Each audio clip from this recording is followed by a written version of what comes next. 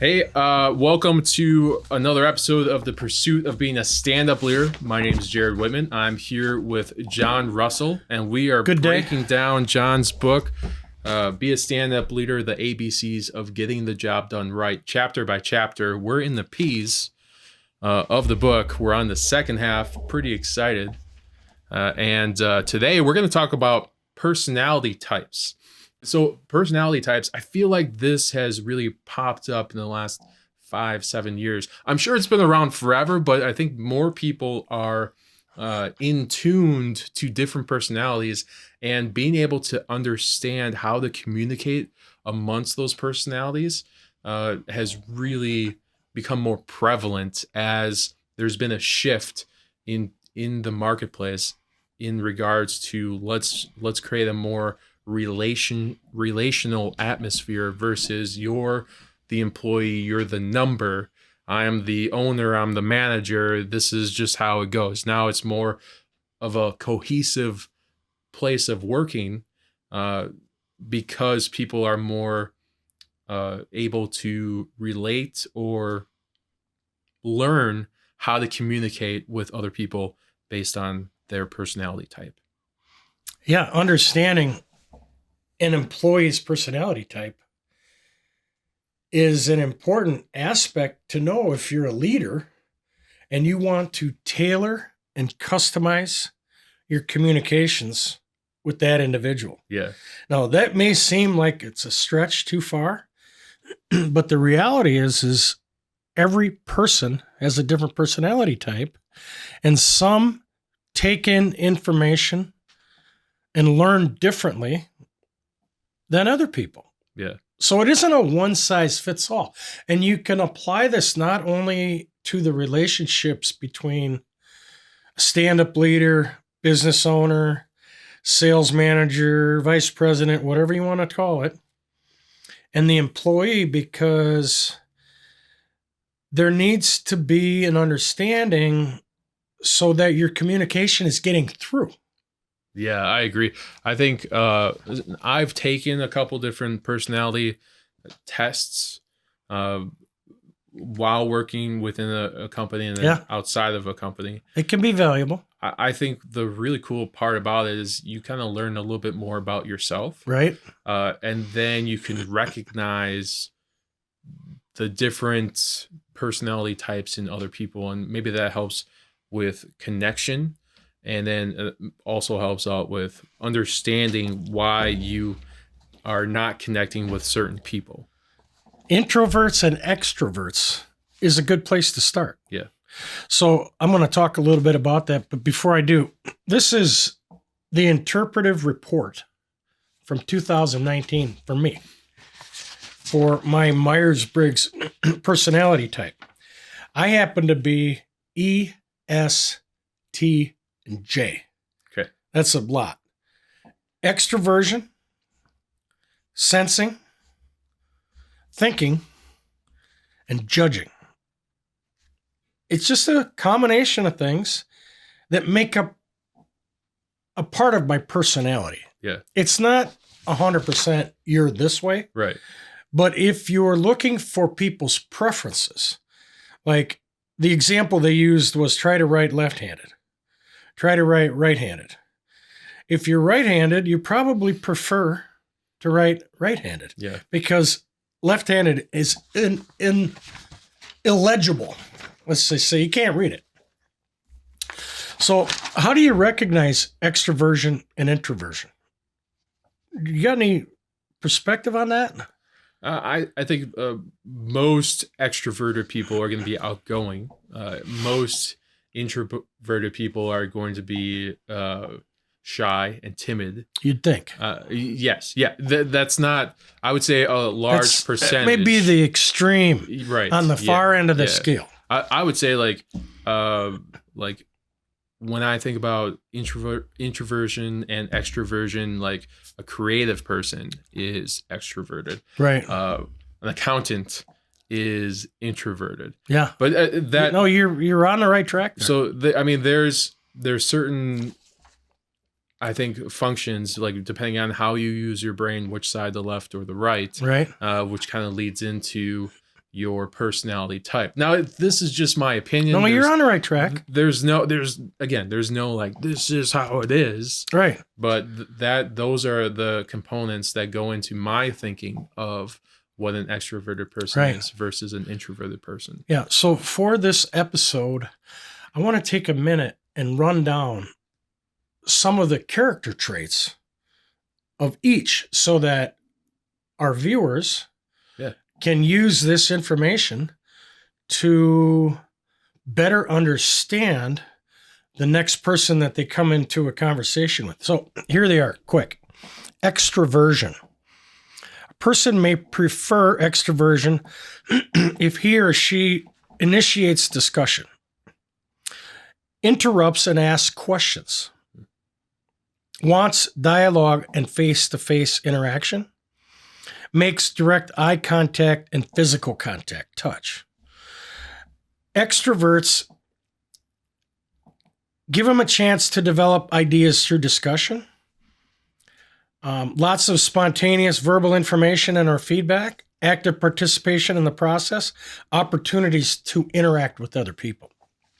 Introversion allows others to initiate discussion. They're going to let somebody else start it. Right. They may give monologues, which is talk, and, not really aware of what's going on around them. Bases discussions on thorough written preparation, which I like because it really has what I'll call an evidentiary aspect to it. There's evidence, documentation. Yeah. Kind of like going to a courtroom, presenting a case. Report building. Yeah. That type of stuff, Yeah. May be tentative. Wants dialogue, makes direct eye contact. Introversion. Gives monologues, bases discussion on thorough written preparation, may be tentative about eye contact, wants time to reflect and develop ideas internally before responding. That's a big one. Careful written information or feedback, opportunity to work or reflect alone in a quiet atmosphere, and protection from interruptions. I use this because as a manager, when you're dealing with a group of people, half of the room, let's say, has a tendency to be extroverted. The other half tends to be introverted. You can't ask an introverted person a question and expect them to respond right away. Right. So if you're in a group setting and there's a conversation going and there's a big discussion and you feel as if there's some people that aren't participating, doesn't mean they're not paying attention. Right. Doesn't mean that they're not interested in the subject. It means they're trying to download the information a little bit at a time. Let me think about it. Let me take some notes. Let me get back to you on that. Yeah. I think that's pretty cool, actually. Processing the information and then regurgitating it. Yeah, let's not rush to a response. Yeah. I think sometimes extroverted people are too quick to respond. Yeah, I agree with that. The first thing they think of, they blurt it out, and you're like, dude, you're not on target with that. Right. You should have thought a little bit more completely before you start making statements that aren't quite lining up. It's like an ADD It's brain. exactly what it is. Like, oh, squirrel. Shiny object. Yes. This thing. It doesn't look good always in a group of people. Yeah. Better to compose your thoughts. Take a step back. I do agree with you that having stand-up leaders taking advantage of presenting a personality test so that they can better understand what types of personalities their employees are. Right. That kind of leads into everything that we've talked about in your book. When it comes to employee feedback, building a bench, all of these different components of what we talked about, and that just adds value to the relationship between a stand-up leader and their employee. Yeah. And that's going to build long-term It's like you understand commitment. me. Yeah. What people don't know, which is really interesting to me, is everybody, and I mean everybody, thinks I'm an extrovert because I'm in business, right? I'm involved in groups. Yeah. I work my way up onto the boards. I've been a leader in a lot of situations. But the reality is when I'm outside of that room, I get a lot of energy by being by myself. Yeah. And that's an introverted characteristic. The thing about it is to know your people and to help them get the right tools so that they can maximize their personality preference is an empowering thing. Here's an example. Introduction to Type and Selling. How to use the Myers-Briggs personality type in a selling situation. It's a whole book on the type preferences I sell, the sounds that you're going to hear, the cues that you're going to hear, customer preference indicators. I think like that book is a really great tool for someone's toolbox if they want to master sales. Yeah.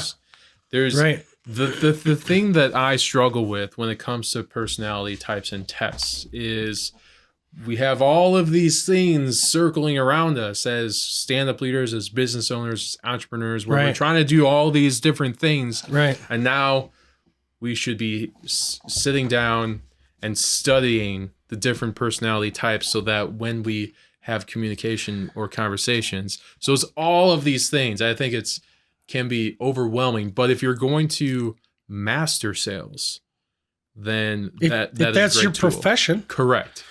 So you are 100% right, because the knowledge that's in here, it's even way more than I can comprehend. Yeah.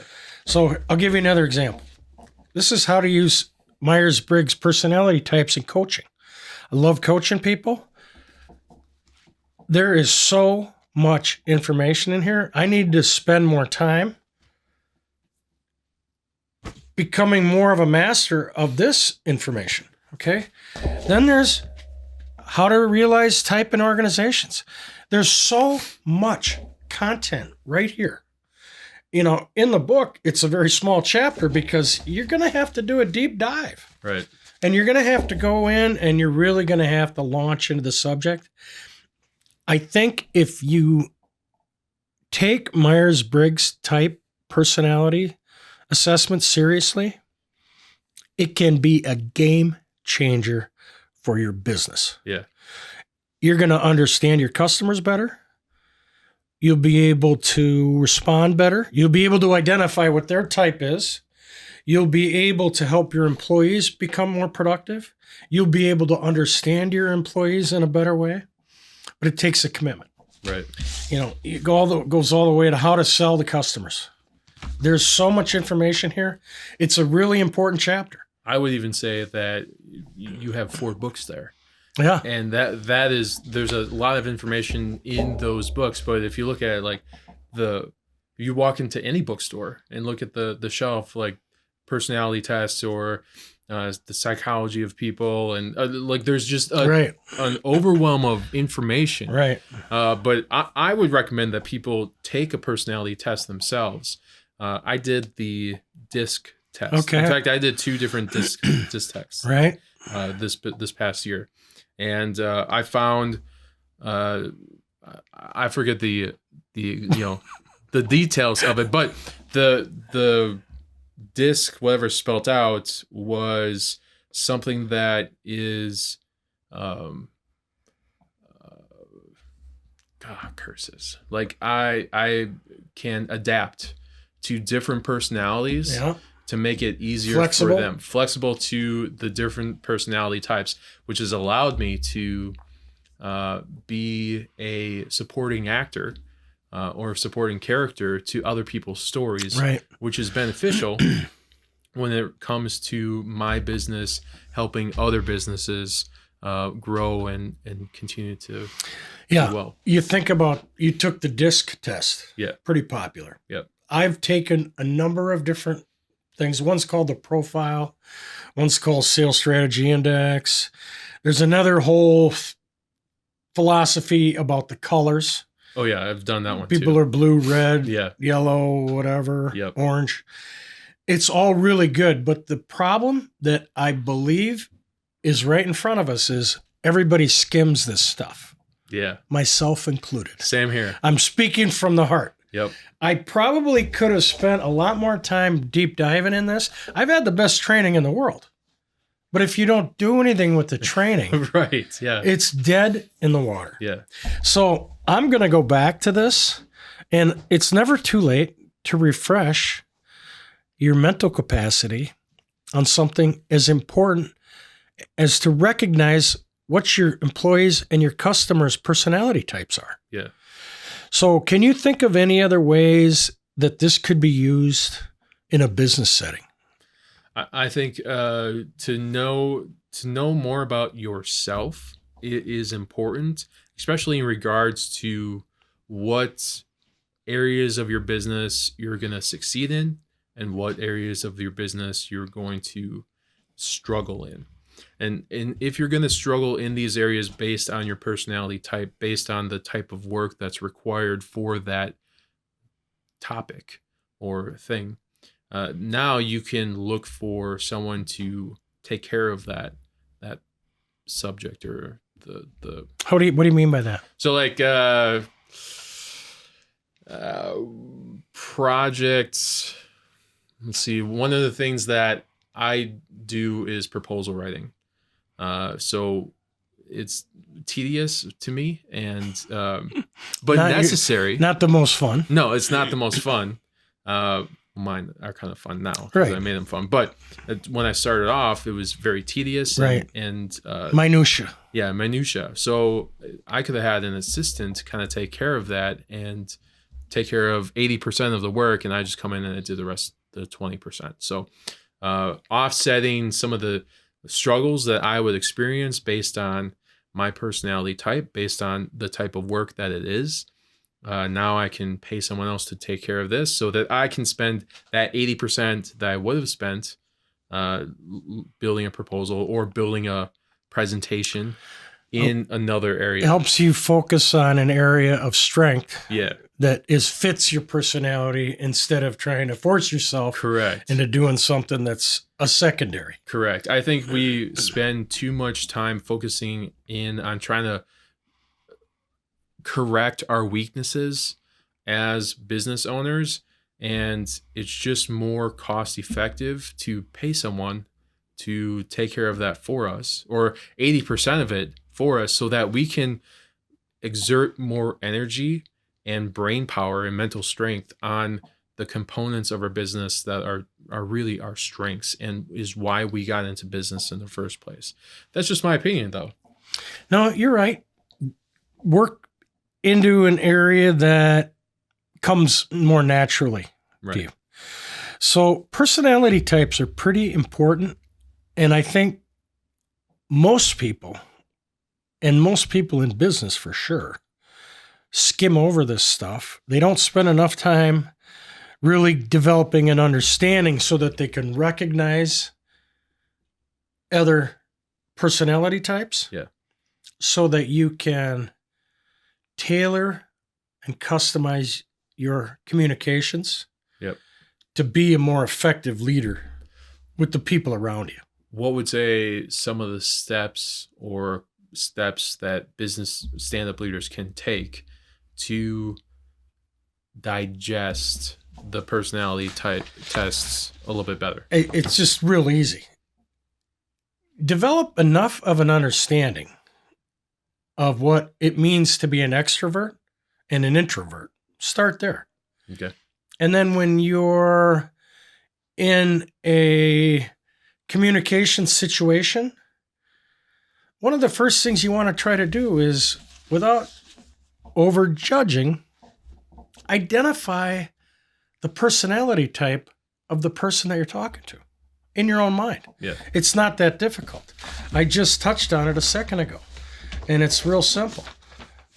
Extroverts initiate discussion, ask questions, want to be face-to-face. Introverts allow others to start the conversation, may give monologues, and base discussions on thorough written preparation. Pretty easy to distinguish between the two. Yeah. So once you know you're dealing with an extrovert, then you're going to have to spend a little bit more time to understand what else is it about extroverts that tends to be their personality type, so you can further tailor your communications with them to be more effective. Because if you're bringing a whole bunch of stuff on to an introvert and you want a quick response, it's not going to go well. Right. For you or for them, because they're not able to, they can't process it. And it doesn't mean that they're bad people or that they're not smart or whatever. It's just, you got to give them some space, give them some time. So extrovert, introvert. And then from there, you can get into, and you should spend some time understanding this Myers-Briggs personality test, where you can really look at and see what the characteristics are for the personality. And it's fun and it's exciting. Yeah. And when you actually use these communication tools, I wouldn't even be afraid to share them with the people that you're talking to. It's like, hey, I'm thinking you're a little bit more of an extrovert. Am I right about that? Oh, yeah. Well, blah, blah, blah, blah, blah, blah. Or you're an introvert. Is that correct? And they just sit there and look at you and they don't know what to say. Right. Well, you got to help them out a little bit. You got to bring them out of their shell. Yeah. Spend enough time to recognize the personality type on the front end. And then from there, tailor your communications so that it's best suited for the people you're talking to. Yeah. It's not that hard, but you got to spend some time on it. So thanks for being with us today. I'm John Russell. I'm here with Jared Whitman, owner of Whitman Media, and we're looking forward to the next issue of Be a Stand-Up Leader, the ABCs of getting the job done right. Thanks for being with us.